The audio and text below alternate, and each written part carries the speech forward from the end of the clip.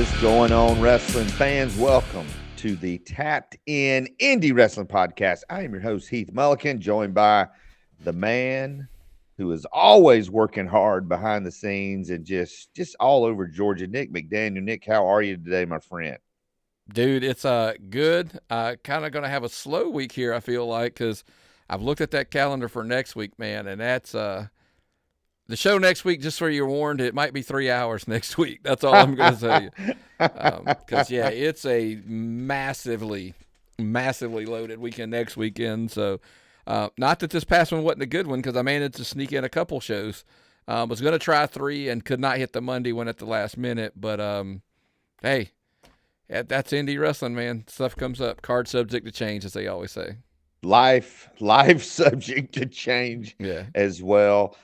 Fans, if you want to stay on top of everything that is going on, if you want access to the calendar, the famous calendar that we talk about all the time that Nick has put together of all the Georgia wrestling shows, you need to become a member on Patreon, patreon.com/tappedoutpod.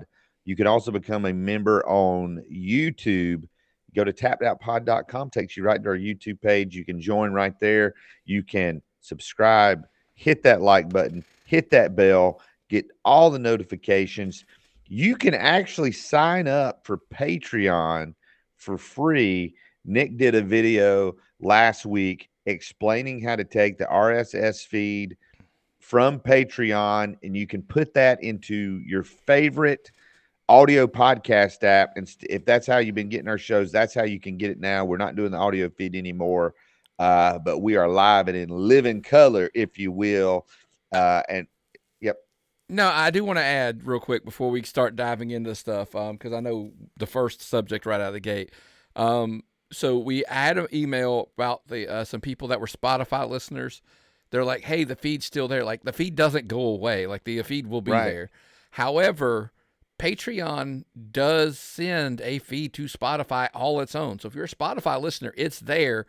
The unfortunate thing is Patreon names it. Like, I can't change the name. So it literally says tapped out Patreon feed. That's how you can get the show. Like, you don't have to add anything to Spotify. You can literally just search the new tapped out Patreon feed, and then the show's there every single week. You do have to add it to Apple Podcast. And by the way, my favorite new one is YouTube Music. You can do podcast on there, and the video is even there. So you can have the video playing or just listen in your car, however you want to do that. So those are kind of the three. That is the incarnations of the audio feed, how they work now at this point. It's YouTube Music, Apple Podcast, and Spotify. I think between those three, we probably cover 90-something% probably of podcast listeners. So that's kind of why we went that route. I just wanted to specify, if you are a Spotify listener, you do have to jump over to the tapped out Patreon feed, and that is the way it's just worded, and I can't do anything about it. I know you have a deeper dive into all the analytics, but I just want to say every week I am blown away. And when I try to tell people how many views we're getting on YouTube for this, this little podcast, just blown away by the support and all the people that are listening and watching, and just say thank you, because I'm just a dude likes talking about wrestling, and I'm so grateful to have this venue to talk about independent wrestling. I'm also excited to talk about our thoughts on All Out from over the weekend. AEW, that was Saturday night. I did not get to watch it until last night. First of all, thank you, Tony Khan, for getting off Bleacher Report. It's so much easier now to buy and watch AEW pay-per-views. What was your overall thoughts on the show? It kind of goes to, I will say this, they're consistent in where they keep my stance on their product. Right. I think they do good stories inside the ropes. Outside the stories, I think, or outside the ropes, I think the stories are sometimes a little weak. There are exceptions to the rule, of course. And most of the time, it feels like every show's a dream match show. It's what it feels like. They're giving us men or women against each other that they think we want. But I always come back to, I just need to care a little more than most. However, Nick also has a stance that I've repeated multiple times, and we've even adopted it into the Indy report, essentially, that I'm always like, most of your cards are one, two, or three match cards, max. There's usually top to bottom. You're not like, I care about every match. No, not really. And on this one, it kind of stayed right in that wheelhouse. Danielson, curious to see. I just wanted to see what happened for his first defense. I assumed he wouldn't lose, but I still was like, but you never know. You don't. Right, and you didn't. Yeah. I was curious about the cage match, and we may get to dive into that specifically in a minute. I thought it was pretty cool that the cage match main evented. I did feel like they've done all around. They did a great job with that story from start to finish and all the different matches. And here's two guys who clearly trust each other. Here's two guys. It was a phenomenal feud. I think this was, I want to say this was the end of the feud, maybe not the end of the story. And the question in our show notes, did it go too far? You're bringing in cinder blocks. You got the hypodermic needle. What do you think? So I think it'll always. So do I? Yes. Yeah. And it's funny because you asked the question that we didn't even prep this part. You're like, it was good that it main evented. I felt it was necessary. Yes. Because I can literally think like Tony Khan in the back going, well, the world title's always last. And Danielson hearing like everything that's going on in that match and goes, hey, there's no way we're going on after this. Like, because, we'll come back to the bag, because even the bag thing to me loses luster if it followed that. Yes, I agree. So I think that it was necessary that it was the main event. But then as far as did it go too far, in my taste, yes. Right. But I really I learned something a lot. There's friend of the show, Nathan Mowry. He's camera, he does production, all these things, but he wrestles. He's a deathmatch guy. And even he told me, like, I'm not going to get into it, but what he told me, but he even told me, I'm like, is there something that's too far? And he even said, yeah, I did this in a match and was like, okay, I'll never do that again. So I like, even a deathmatch guy has a line that he's like, okay, that's too far. Right. Where our line is varied based on us personally. So there are a lot of people that are like, I was okay with it. I thought it was awesome. And I was like, okay, you had me to a point, but you did go too far in my taste. But I'm not going to badmouth you for, embracing the fact that you enjoyed that. Right. That match made me uncomfortable, but in a good way. In that it wasn't uncomfortable, I'm going to change the channel or I'm not going to watch this anymore. It was uncomfortable of the uncertainty. There was this tension while I was watching this match that we get the deal about wrestling, but watching that, you're like, oh man, anyway. Here's another question for you. As Mark and I were watching this last night, is AEW smart to offer that type of match? Because WWE does not, probably never will offer that kind of match. They haven't had that kind of match in their entire history. We don't normally do the national thing here, but here's the thing.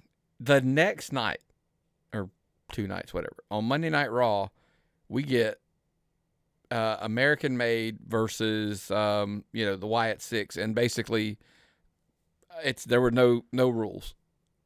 They're using tables, they're using the steps, they're using the barricades, they're using Singapore canes.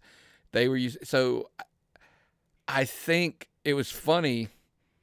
I don't think this happened, but there's a part of my brain that, like, the wrestling, the guy that's been so submersed into this wrestling world now for 8 years, that I was like, was that kind of a shot at AEW saying, hey, this is how you can do this match and it not go too far? Like they didn't, like we're not breaking out blocks. We're not breaking out, like there were table spots. There was canes. There was,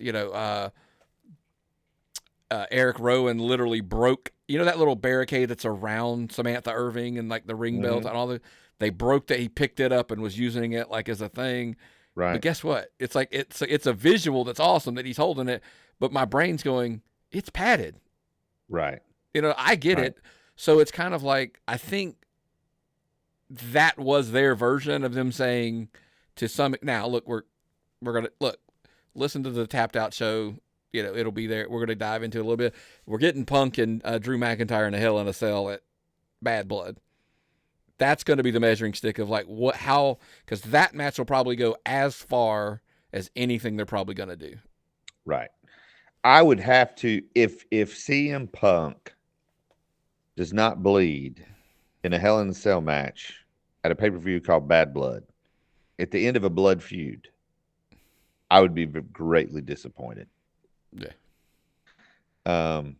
Anyway, I let me just say this. AEW, I watch a lot more wrestling now than I did before AEW started.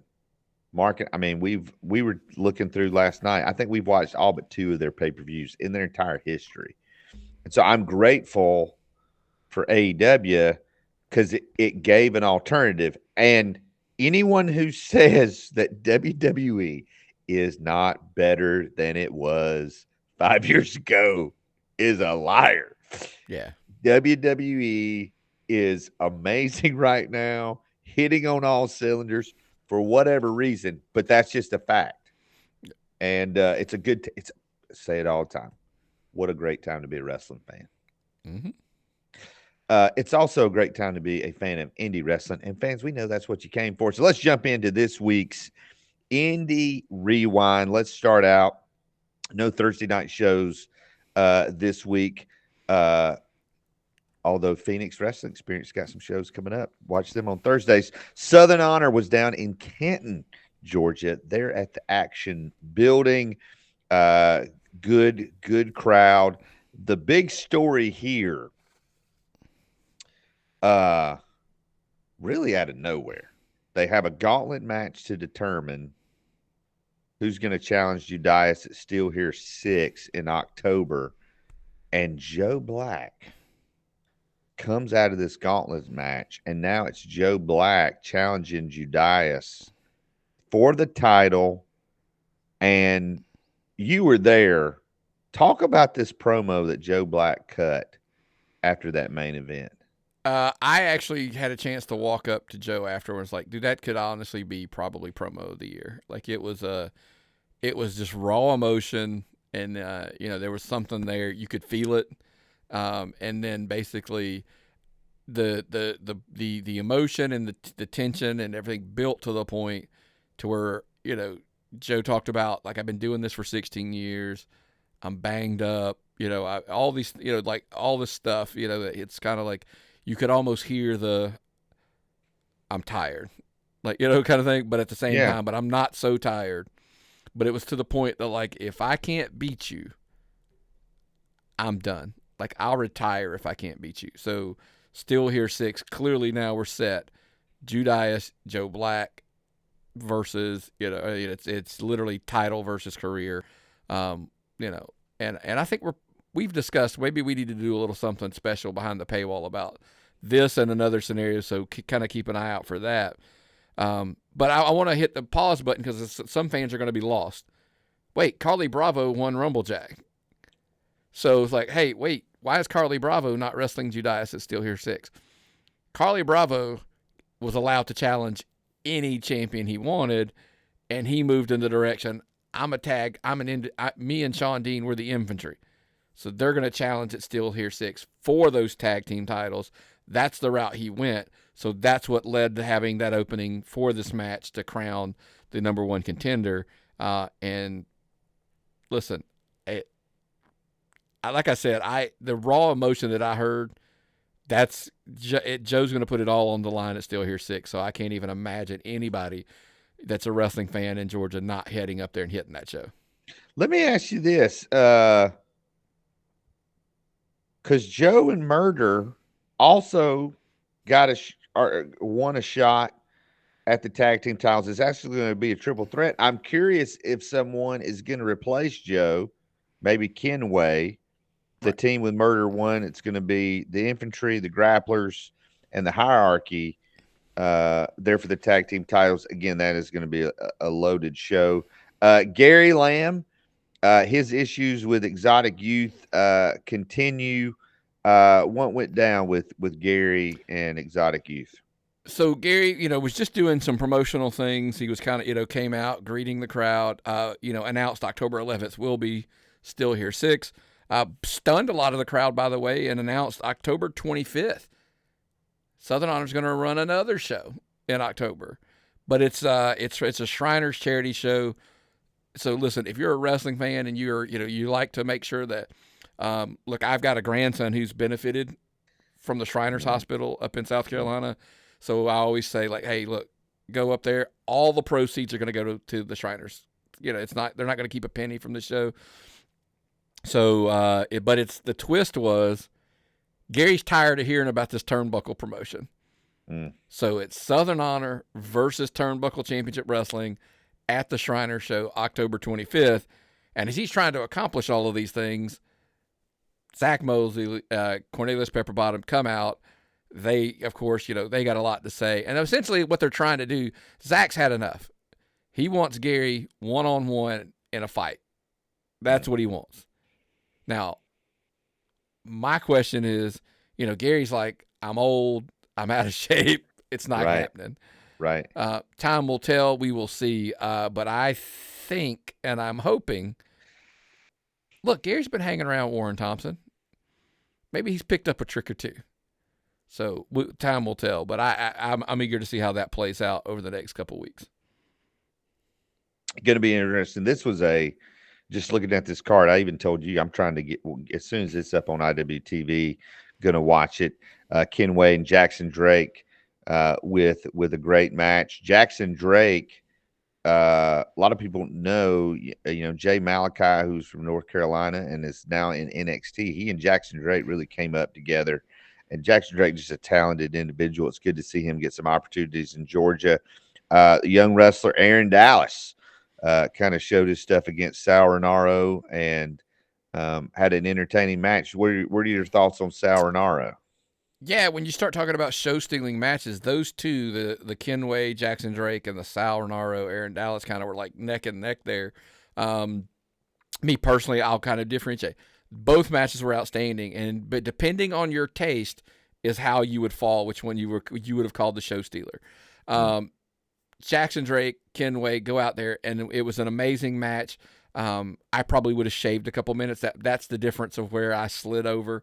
But Aaron Dallas and Sal Renaro, I made a point to compliment Sal when I saw him. That match was spectacular.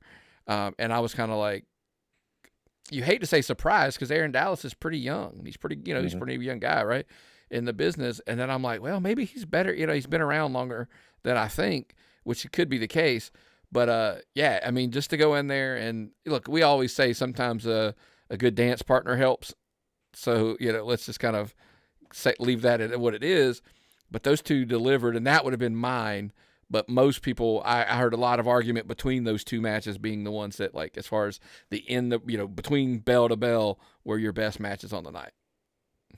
Another match that had really national implications. You had Big Ben Bishop defeating Rob Killjoy. Matt Griffin comes out, and it's Still Here 6. Circle this one on your calendar, fans. Big Ben Bishop going to challenge Cruel for the IWTV World Heavyweight Championship. Yeah, I was just stunned. If you like big, like the Hoss fights, a lot of these guys, we'll go to shows and they're like Hoss fight, and I'm like, I'm as big as that guy, or whatever. Now I don't know if that's what that says about me or them, but neither here nor there. But they like, look, when you're talking 2 7 foot plus, 7 foot plus, 6 whatever. monsters. Literally, these guys are just going to when it's one of those matches I'm always concerned, can the ring hold it? That's the big Yes. problem. Is can the ring hold them? Big Ben's like he's making a lot of moves. He's going to be up at the I think it's the 21st maybe. He's up at the big show that Jeff Jarrett's running at his ball field, Capital City Clash, I think's the name of it. I've even joked about going to this thing maybe. Like I'm like, how far is this? Like 6-8 hours? I'm like, how far? Like, how are we talking? But this is a monster opportunity, no pun intended, for him to show like on IWTV to the across the because it's internet, it's a world, it's not even just in the nation, for him to stand out. And I think this is a huge opportunity for him, and it's a heck of a challenge for Cruel. Yeah, Cruel he's had to defend that title against guys like Adam Priest, and that's the thing about being champion. You got to defend against all comers, but not a lot of 7-footers coming at you. So again, Southern Honor continues, boom, full speed ahead.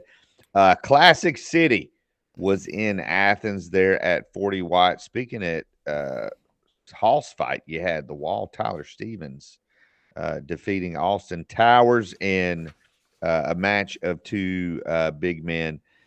Really, the few matches we want to talk about on this show, Sean Legacy got a big win over Alex Kane.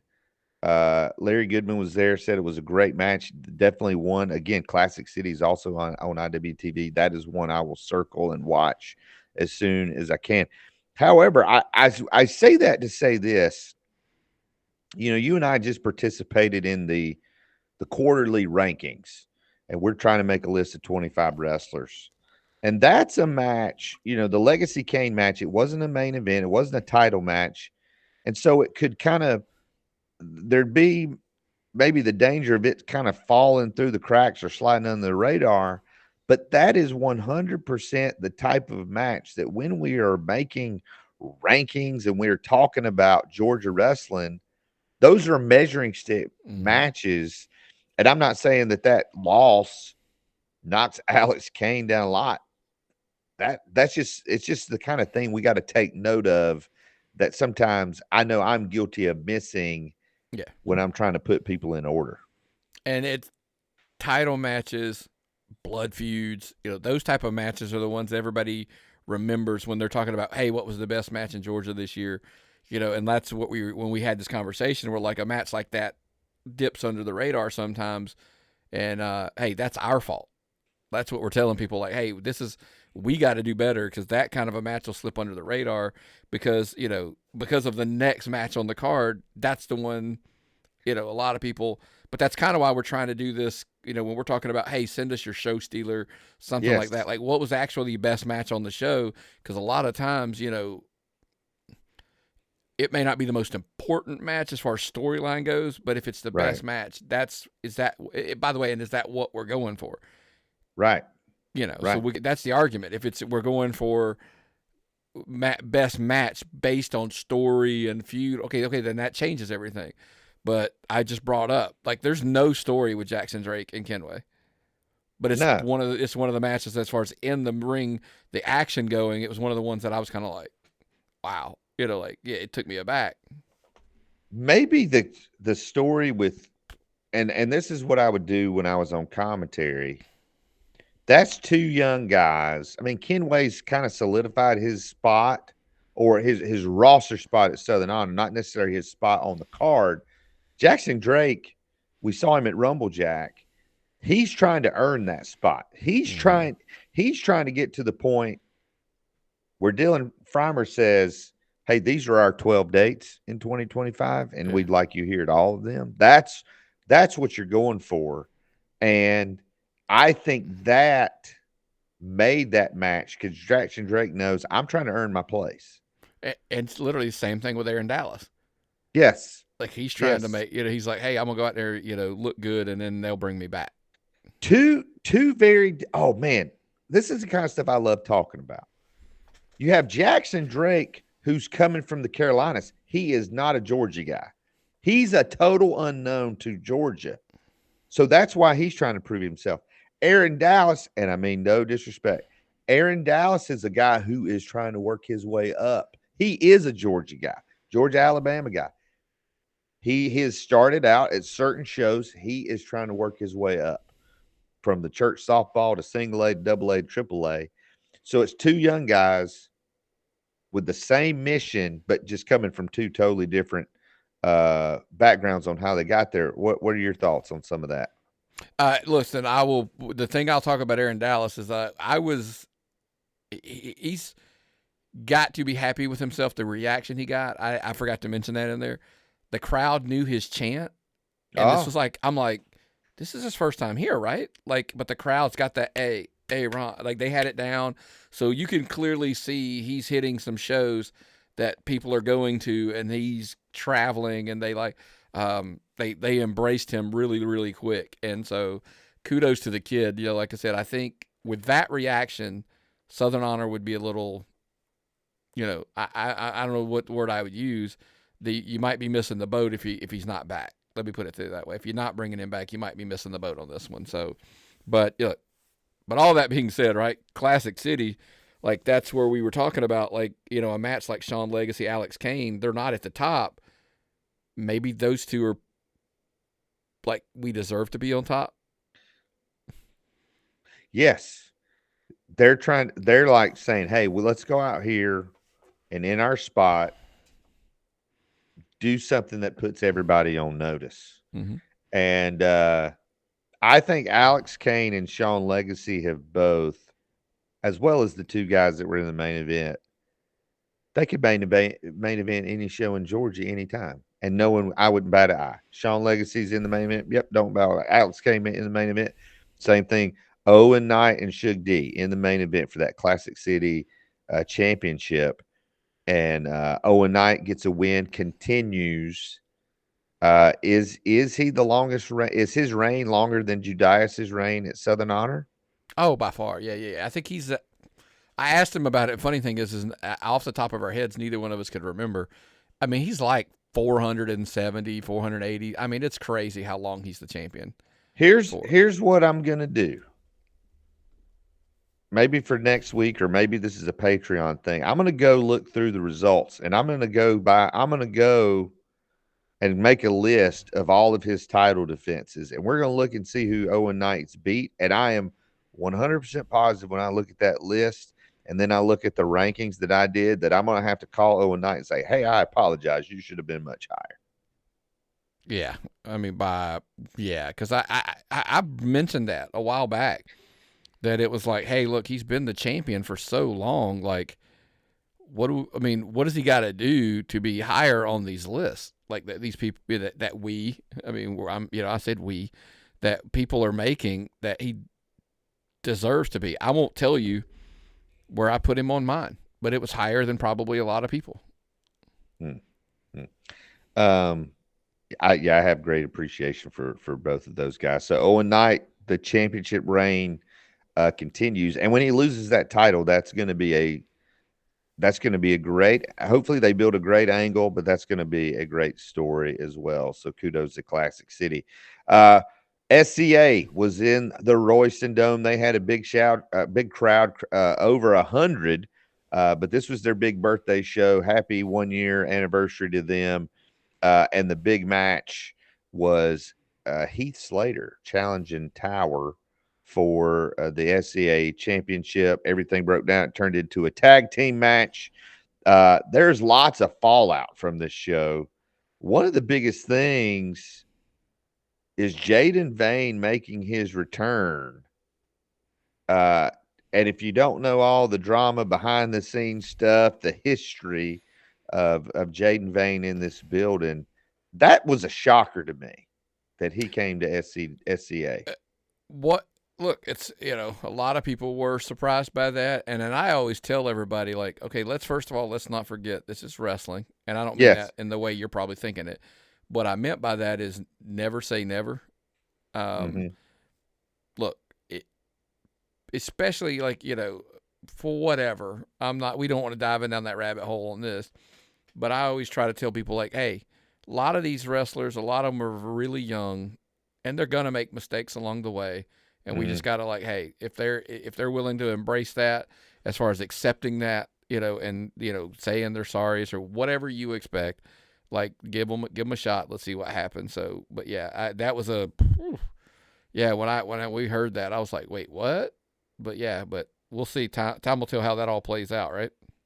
That's right. A lot of SCA matches are on YouTube. Don't forget they're on TV as well if you're in that area. HTC and well, when is their next show? Well, it's Friday night. They run every Friday night, and you'll want to be there to see the fallout from the birthday batch. Jonathan Feltner has a big announcement, and who knows what's next there for the talents there at SCA. Although Tower continuing his title reign of terror, as some would call it. So it's interesting to see where they go. Saturday night was also a full night, Southern Fried Championship Wrestling down there in Monroe. Also a very good crowd there. The big thing they've been building to is CT Keys and Jeter.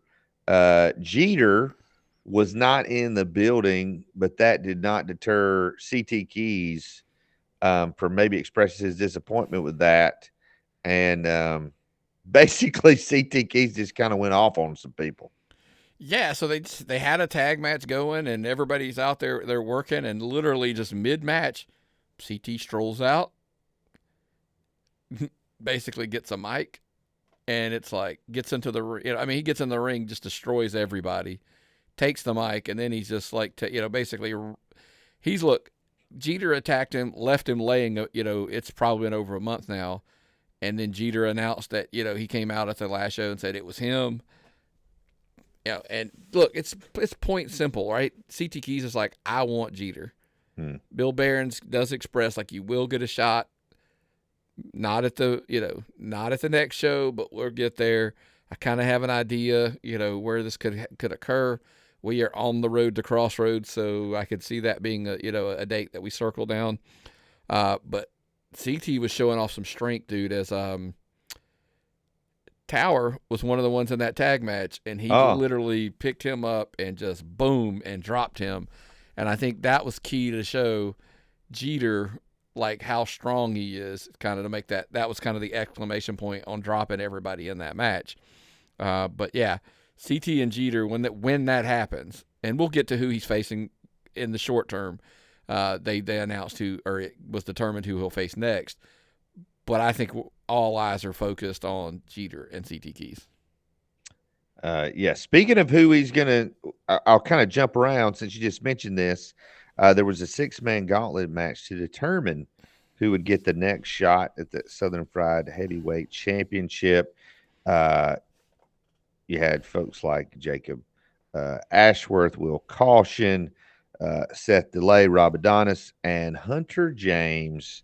Sauronaro was also in this match, and it was Hunter James winning this match and basically proclaiming his intentions to become the youngest 2-time Southern Fried Heavyweight Champion in history.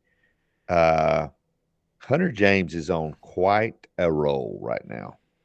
Still, your Jake the Snake champion in Southern Honor. He's in contention here. He's making waves. Any PCW, Disruptor, wherever he's at, he's making waves. So here's the thing. I know he wants CT Keys, or he thinks he wants CT Keys. But what's the old saying? Be careful what you wish for. You're probably going to get it. And clearly so they're doing that show in Auburn, which we'll talk about on the Tapped Out show. But hey, they're doing a show there. But at the next Monroe show, that's where I believe he's getting his opportunity to face. It's one thing to wrestle CT Keys. It's another thing to get in there and fight with an angry CT Keys, and it's not even you he's angry at. That's the problem. So that's a concern Hunter James needs to keep under his cap while he's thinking about it. That's correct. Billy Buck and Najicism started their 3-match series for that Classics title, and it was Najicism getting the win in this first match, taking a 1-0 lead. That series will continue coming up. We also had a tag team title match Todd Sexton and Judias taking on the approved, who had these titles for a while, not a lot of title defenses. And it is Todd Sexton and Judias. Judias' second reign with the tag team titles in just a few months, and they came out on top. What'd you think of that match? Great match. If I'm Adrian Hawkins, I've got a beef because he was not there, so they invoked their Freebird style rule, and Bobby Moore and Nick Kalen defended those titles and lost them. So if I'm Adrian Hawkins, like, dude, how'd I lose the belts? I wasn't even at work today. I mean, like, that, it doesn't make any sense. But I guess that's the drawback of the Freebird rule, versus the plus. But look, it's Judias sporting a new shaved head, by the way. Yes, I saw that. Wow. Good look for him. But dude, him and Todd, dude, are just, there's something about that team. I wonder how great of a team I would be if my tag team partner was Judias. I always, but look, I'm curious to see where they go with this because clearly, Todd originally wanted a match with Judias, and so Judias just wouldn't give it to him. But he's like, "Hey, I'll be a tag partner."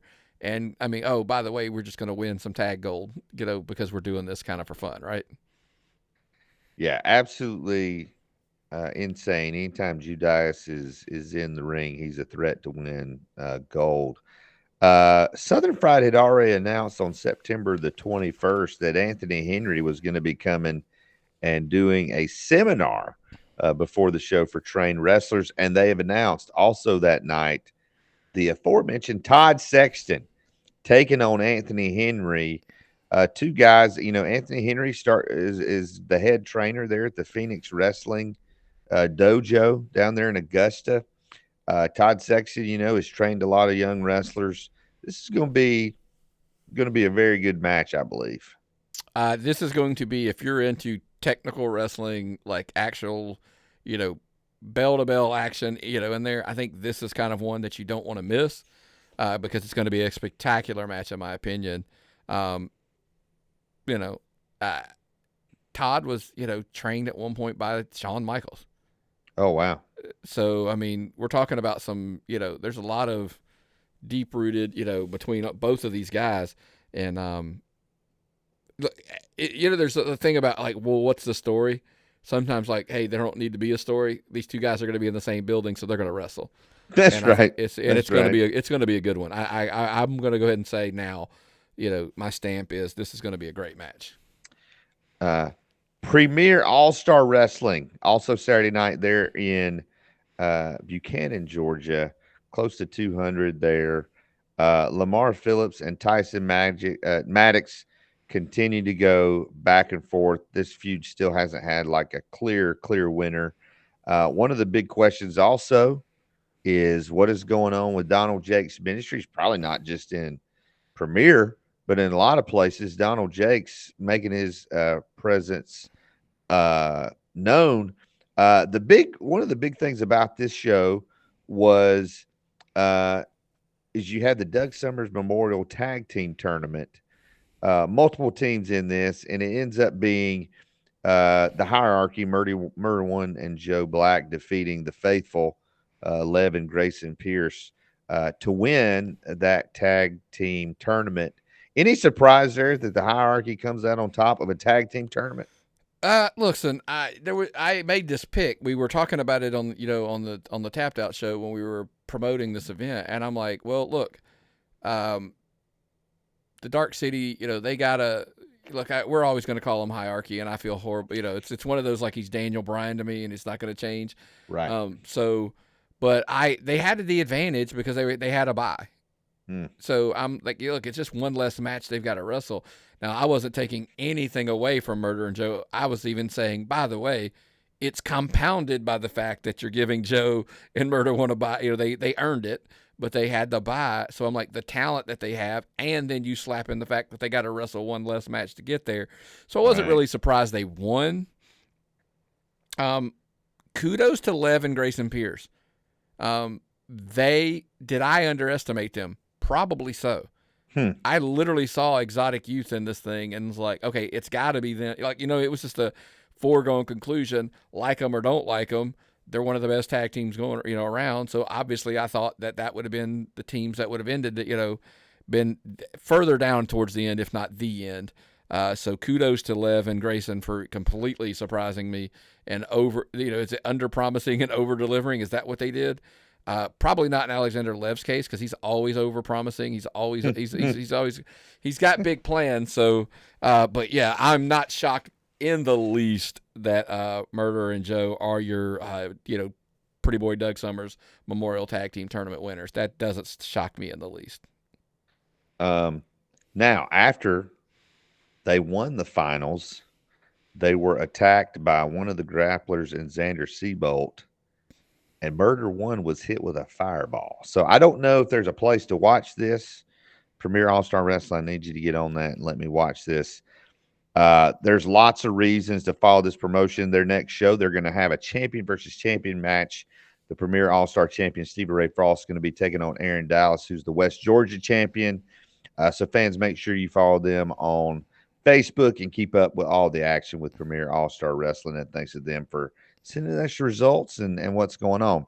I want to talk briefly. There was another show Saturday night in Lexington, South Carolina, Pro Wrestling Union.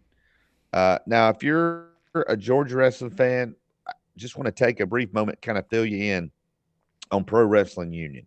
When Pro Wrestling Union started before the pandemic, they were actually running in Union, but the name did not really have anything to do with the town. And eventually, Pro Wrestling Union, in the last year or so, they had formed an alliance with a couple of other promotions. Classic Pro Wrestling was a promotion in the Boiling Springs, Spartanburg area that had kind of fallen on hard times. Their owner promoter had a stroke. They weren't running as often. American Wrestling League was a promotion that had started in, oh my goodness, near Spartanburg, in Welford, South Carolina, actually running out of a dude's. He built a venue in his backyard. If you actually go on Google Maps, you can see the venue. So they had that. You had Heroes to Legends, which runs in North Carolina. Then you had NCW, which was an old promotion in Greenville, making a comeback. And they had come together, and they were going to have the United Champion that was going to be defended at these various promotions, these various shows. So they were almost kind of creating their own little NWA territory. It was the goal. Wrestling being wrestling. When you get multiple promoters in the same room, Yep, things don't always go the way you plan. So, Pro Wrestling Union owner and promoter Cole McAbee had said this was the last show that he was going to do there in Lexington. And big thing here, you had Heath Slater was there. He wrestled the Bullhead Brute AJ Kazana from NWA, and there's video of this match. It went all over the gym. You had Drew Hood, who was the Pro Wrestling Union champion, defeating Landon Hale, but then John Schuyler from TNA wins a championship opportunity and actually comes out at the end of the show. And so John Schuyler, I guess he would be the final Pro Wrestling Union heavyweight champion. So that's a good way to go out. If this is the last show for this promotion, a good show. I want to thank my good friend Redbeard Robert Truesdale there, who went and provided the results. But it's always interesting to see the I don't want to necessarily say the rise and fall of wrestling promotions, but there's always a lot more to the story than you can tell. Nick, why do you think independent wrestling is such a magnet for drama? Well, here's part of it. I mean, correct me if I'm wrong, and you got to have some type of an ego to be in that business, right? And then when you get multiple peoples with egos, things clash. I mean, honestly, could it be that simple? I mean, it's that's just my take. I mean, it's everybody's. Everybody's always the biggest, the baddest, the smartest, the best. Everybody's, whatever their take is, because I think you kind of have to believe you can be the best or you are the best to make it. I don't think you can be like, oh, I'm all right, and not really believe that you can be the top guy. I can't remember who used to say that, but like there was I think it's Dallas Page was talking to Dusty. It was something I heard Dallas say one time. And Dusty asked him, like, do you think you can be the world champion? And he was like, I don't know, And Dusty's like, if you don't believe you can be the world champion, why are you even doing this? Right. Like, you know what I mean? Like, right. And so the problem is when you got, 10, 15 wrestlers on a card, they all believe they're the best. The problem really happens, in my opinion, when the promoters start thinking they're the best, or whatever, right, and there's multiples they start clashing and whatever. That's probably it. Is at the end of the day, tappedoutpod@gmail.com. Let me know if that's what your take is. I just believe it's just ego. Yeah. Or they're soft. Yeah. There's a lot of stories there. Pro Wrestling Union is one of those promotions. They started maybe a year, late 2018, early 2019. So just getting started right when the pandemic hit. And they ran some tapings. They ran some like closed venue tapings during the pandemic. And some promotions really bounced back from the pandemic and some did. But they had a good run. They drew some good crowds. They brought in talent to the Carolinas that normally didn't wrestle in the Carolinas. And so hopefully they were able to go out on a high note. Finally, we had a show on Monday night, just last night. Monday Nightmares. They had some new faces at a new location at South Maid Brewing. This was formerly known as Wrestling at the Southern Brewing Company there in Athens. Obviously, if you've been following the story, that Southern Brewing temporarily closed, not permanently closed, but just going through some restructuring. They will be back. They've said that. But the big story for this one, the infantry, Carly Bravo, Sean Dean, are your Nightmare Factory tag team titles after getting a win over Sid and Parker Lee and doing it in an atypical style, as it was the infantry kind of sticking it to the fans and get one over on Sid and Parker Lee.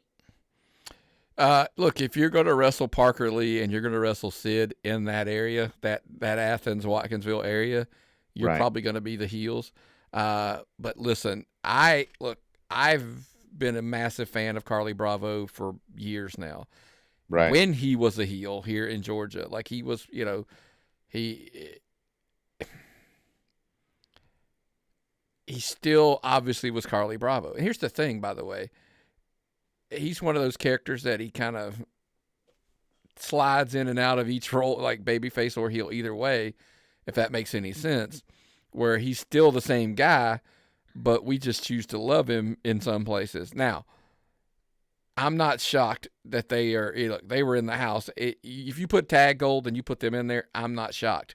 Southern Honor, take note. That could be something that we're seeing in the future. I could not put Sean Dean and Carly Bravo over enough to be in my stance. But all that being said, kudos to this kid, Sid. Like, he has come so far, so fast. That crowd loves him. I don't mean they like him. They love him. And I've now seen him at 2 promotions where I don't know that I've seen somebody so young in the business that the fans is that why? Is that why? Is that they're like GPW, same way. All in on Sid. They absolutely love Sid. Like, it was when they put him beside Josh Cantrell at GPW, and Josh Cantrell's the man at GPW. He is absolutely the man there. They all love him. But Sid's right there getting the chance in the ring. Transfer over, Like we've seen him at wrestling at Southern. Now Monday Nightmares.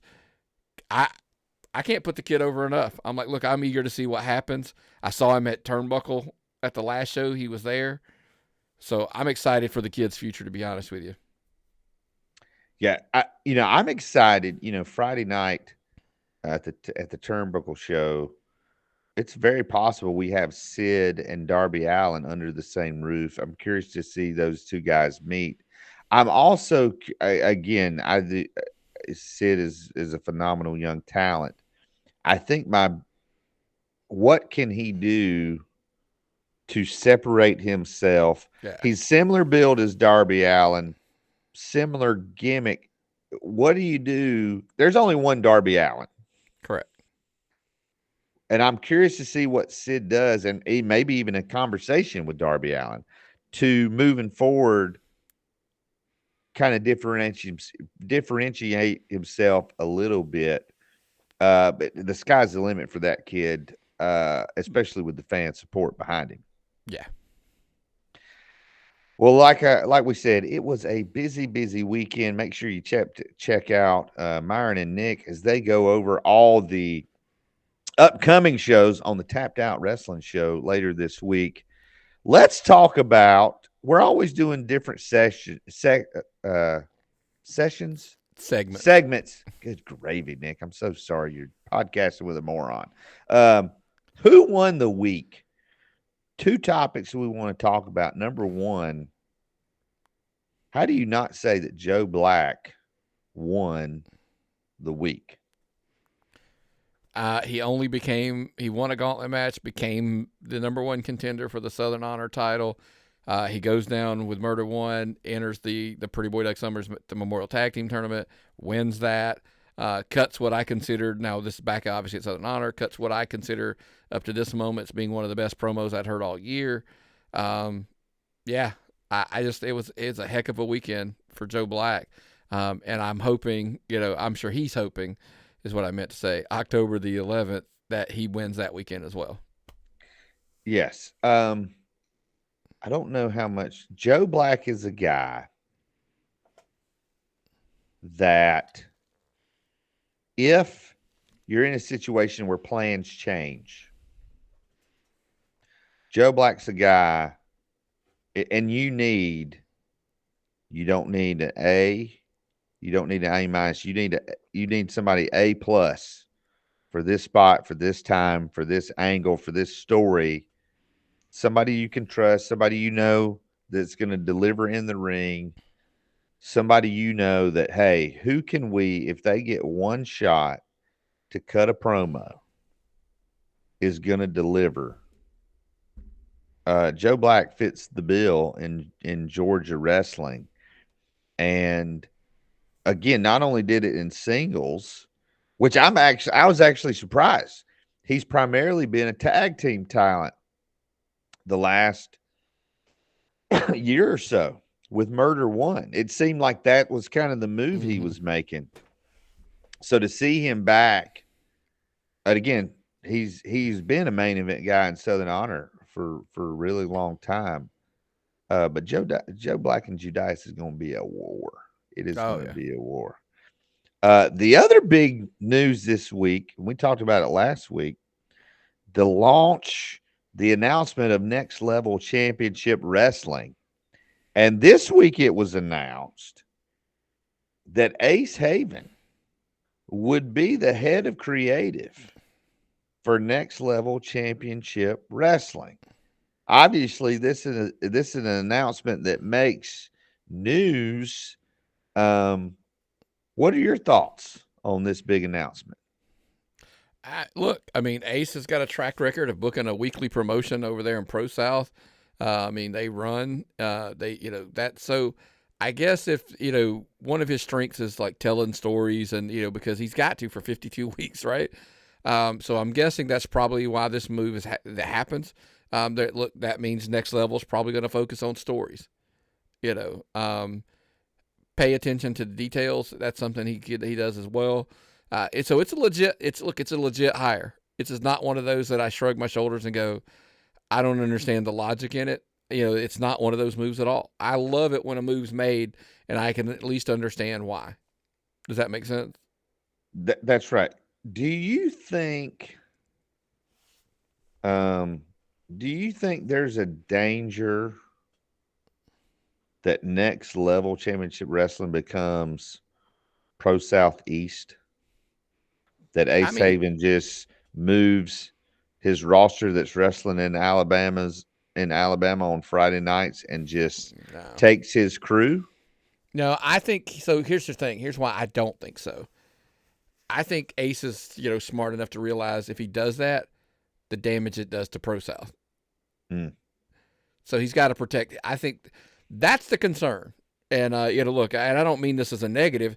The only concern is, if Next Level's running monthly and Pro South's running weekly, does that spread Ace Haven thin? And not in a bad. Oh, it's okay. Yeah, it's a bad way because if he's spread thin, he's spread thin. But I think he also in his brain has to figure out a way to keep them apart, if that makes sense. So so that way he's protecting both products. I get it's a long haul between the two. Pro South's on YouTube. So I think they've got to make them distinctly different. And look, I got a feeling that Ace knows that. These got to be two distinct products in order for them both to succeed. I do think, Ace Haven running a weekly show. He's running a show with some of the guys he's trained. It's probably because it's weekly. Maybe I'll just say this. I am under the impression Ace Haven will be working with a much bigger budget at Next Level Championship Sure. Wrestling than at Pro South. Josh Fields, if there is one thing, he has never, in his time with IWE, he's never shied away from spending money, bringing in names. Correct. Does that, it's almost like the college coach who does well, who gets an opportunity in the pros. Now you're coaching some of the best. You think this is also an opportunity for Ace Haven to really prove himself even more? You could make that case, I guess. I mean, you could make that case because he is. Because here's the thing: Next Level's gonna have to bring in, some recognizable names. Whether it's ones being used out, like my challenge is to go outside and bring in even South Carolina, North Carolina, Tennessee. Bring in Florida. By the way, Florida's a hotbed that I just think is completely untapped. Just completely untapped, in my opinion. Right. There's not near the promotions there that there are here. And I think there's a lot of kids who, look, we've seen them at Disruptor, where promotions are bringing in kids out of Florida. Action does it as well. Right. So I think Josh has a great opportunity because of the proximity where they're located to do the same. Point being, you're going to have to do it for two reasons. Let's start with the obvious. IWE's right there. Like there are, here's the question. You could argue, and it's a great argument in my opinion. IWE's the bar in Augusta. Yes. So if you're Next Level, you got to go above that bar by your name. Right. You cannot bring in, and again, we mean this wholeheartedly. There are a lot of guys. Look, there are guys, and I respect the guys that go over there and work, but it's a lot of there's a lot of young guys. There's a lot of guys getting in their work. But I admire the guys that are loyal and go back and they're contributing to teach that next wave of kids as well. Josh Fields is going to have to, bring in the name, the names that draw, if you will, and so I think I am excited and eager to see what Ace Haven can do with, if we're going to call it an IWE like budget. Yes. Like that. I want to see how that works out. Because I think there's a lot of potential there for that. I think the biggest challenge Josh Fields has now in front of him is you had 1 week you announced the promotion, the next week you announced the head of creative. We're still October, November, December. We're still 4 months out, over 100 days before their first show. What are you going to do? You've got to do something every week. You got to make an announcement every week over the next 4 months to keep this in front of people. Yeah. It's always, what have you done for me lately? And if he's making an announcement every week, we're going to have to talk about it every week because that's what we do here at the Tapped In Indie Wrestling podcast. Fans, don't forget. Oh, let's mention. Do we want to go ahead and tell what we're doing right after this for our patrons? Yeah, sure. Yeah, because that's a good tease into the next, right? Yeah, so absolutely, where they're going to find it. I mean, right? I think it's a thing. So fans, we mentioned patreon.com/tapped-out-pod. We're getting ready to record some thoughts on Joe Black and William Huckabee, both in the next month, have career-threatening matches, have matches where they put their careers on the line. And we're going to talk about that. And it'll be for our members only on Patreon and at YouTube. So if you want to join, again, patreon.com/tapped-out-pod or tapped-out-pod.com takes you to YouTube. You can become a member there. And I'm excited. I'm in kind of got a new job, a little new schedule. So I'm hoping we can do a little bit more of that. But again, we're just grateful for you folks watching and listening, however you're consuming the content. We're just glad to have you along for the ride. Nick, any more thoughts before we jump into this Patreon discussion? Yeah, you mentioned real quick. I mean, you mentioned how we're always evolving, changing, trying to do new segments, whatever. The who won the week thing. We want to try that out. So look, tappedoutpod@gmail.com. If you've got somebody that you think won the week, and look, you got to give me a reason. You just can't say, oh, it's my favorite wrestler at my favorite promotion. Okay, that doesn't work. Like, legit, why did they win the week? Like, and like I said, we gave the case why Joe Black, we feel like, hey, he probably won the week this week, right? So, and maybe if we get 3 or 4 names, we rattle off the 3 or 4 names, and then we pick a winner, our winner. Like, that's just our argument. It is, that's the beauty of having your own podcast is you get to say which ones you like and you win. But we want to hear your voices of who do you think won the weekend? Get a couple, and then we'll kind of pick out of that mix. I think that's a good one. So, look, we, again, as you pointed out, Heath, we appreciate everybody listening, watching, whatever, however, whenever, you watch and listen. We appreciate you.